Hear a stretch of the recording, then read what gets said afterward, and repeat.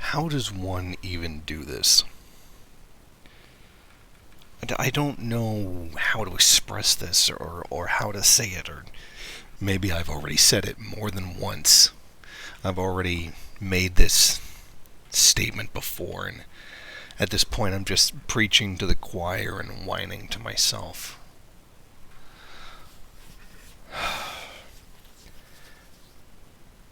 Do people realize that people like Vosh, the serfs, ContraPoints, and other various forms of cancer, you realize you prove third worldism right when you exist.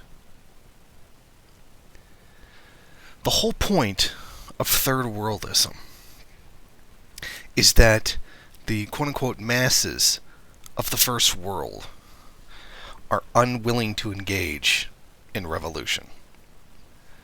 Now, there's a great deal of argumentation as to why that is the case, but we're going to put that aside for now, and that they will always choose liberal reform over actually doing revolution, and that instead resistance should be sought in the first world.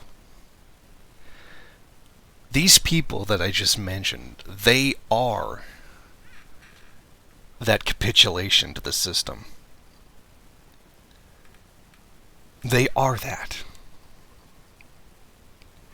Every time one of these nardos tells you to vote blue no matter who, Biden has the working class's best interest in his heart or mind or whatever nonsense it's going to be,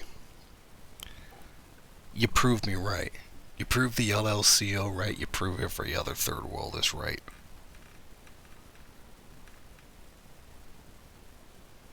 And yet the arrogance persists. No, first world people will do it. First world people will do revolution. We're gonna do it. We're gonna do it. We're gonna do it any day now. And no, you're not. You're only deluding yourself at this point. Tell me why anybody should believe that any of these people with any kind of revolutionary mindset. It don't even have to be revolutionary. It doesn't be a revolutionary mindset. These people haven't even gotten past the point where you realize that bourgeois democracy is no democracy at all. They can't even get past reform and revolution. They can't even actually get to Marx, where he explains why bourgeois parliamentarism doesn't work. Their political thought is literally stuck in the 1840s in this regard. How many... The Democratic Party has always made promises that they don't keep. I remember seeing this through Obama. One time Obama said, "Oh yeah, I think there should be a redistribution of wealth in society. I think that the wealth divide is too great." And then every friggin' loser Marxist jumped on it. "Oh, look, see, he is a Marxist, he is a comrade. Well, it's going to make things a little bit better. I mean, it's better than this, you know. Well, he's going to give us the universal health care, too," and it doesn't happen. Not long after Obama was elected, he supported the workers on strike at a place called Republic Windows and Doors. You can Google that one. Basically, Republic Windows and Doors, we're gonna shut down, lay off all the workers, and the workers just went on like a huge sit down strike, occupying the building and demanding that if the company wasn't gonna do it, they had to be handed over to the workers. And Obama supported that. See, he's a comrade. He's left. How'd that work out for you? How many goddamn times do the Democrats have to do this before you get it through your head? I mean, literally, how many decades or centuries do they have to do it? I mean, if you don't, it is not as though people don't know the Democrats are full of it and are not going to help. They're not left. They know it. Bosch knows it. Destiny knows it. Well, Destiny knows it because he gets paid. But they still continue to support them, knowing that it's not going to help. And do you know why they do it? Because, well, aside from Destiny literally admitting to being paid by the Democratic Party to be a complete shill, anti-revolutionary shill, COINTELPRO, the reason they do it is because the only other alternative is to actually be revolutionary, which they're not going to do.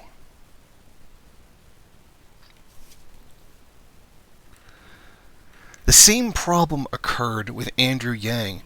Yeah, but if we vote Andrew Yang, we get the UBI. And I said, yeah, and then you'll never do revolution. Well, it'd be nice not to have to live in poverty. It'd be nice for you to do revolution when you say you're going to do it. I mean, if you're a liberal and you support a UBI, I understand. But to stand there as a Marxist and advocate a UBI instead of doing revolution, I mean, you're literally admitting that you're not a communist. Communists don't believe in a fucking UBI. We believe in those who can do labor, should do labor to produce for society, has an obligation to work. Now, we're not talking imagination future with, Caleb Maupin and like 200 years down the line when science develops to the point of magic. I'm talking about real life, right here, right now. But that seems to be the one uniting thread for first world people. It's to not have to work. I want the UBI so I don't have to work.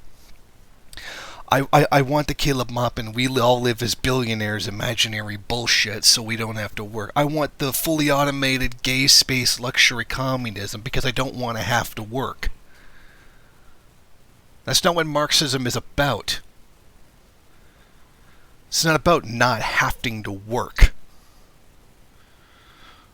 The goal of Marxism isn't necessarily to alleviate all forms of labor. That's a nice goal to have in the future. But did you forget the part where you're supposed to build a new world? But they're so bloody preoccupied with looking at ways to not have to do anything, to not have to work, and then at the same time support an ideology or, that's supposed to be communist but keeps advocating not doing revolution. You understand that this is the goddamn point that we have been trying to make, third worldists. That this is the point that I have been trying to make for years. That people don't want. But these so-called, Twitch communists, they can't even get past the part where you stop realizing bourgeois democracy isn't a democracy. They can't even get that part right. Because they're not just grifters. They're not just shills for the Democratic Party and whatnot. They are first worldism. And the arrogance of first world people to continually claim, yeah, we're going to do the revolution, we can totally do it. As our socialism argued to me in that debate. But they don't do it. They will not go out and do it. They're not going to do it. Black nationalism has a far better chance of accomplishing anything. And even listening to some people look at the riot that took place on the Capitol at the beginning of the year, saying, see, the masses aren't alienated by violence. Oh, maybe they're not. But that wasn't us. That was them. That was reactionaries. That wasn't us proving proof of, it wasn't a proof of concept of, oh yeah, first world people are willing to do revolution. You realize what they were doing was the fucking opposite, right? They were literally trying to install a fascist dictator. All you proved is that reactionaries are violent. Yeah, well, no shit. Thanks for the fucking goddamn memo.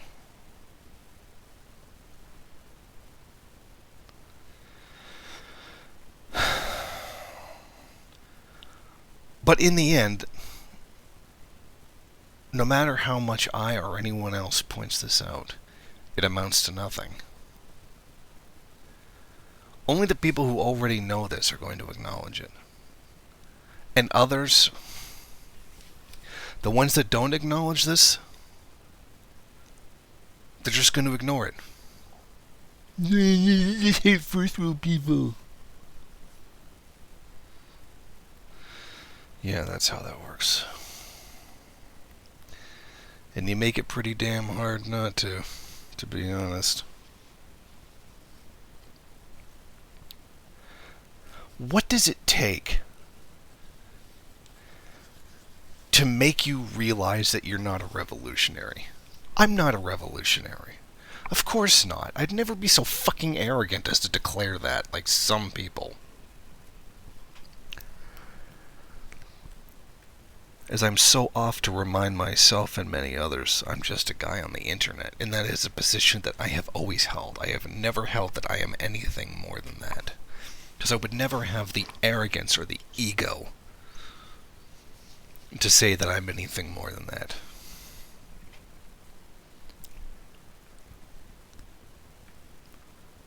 But in the end, what does it matter? I'm only telling you something that you already know.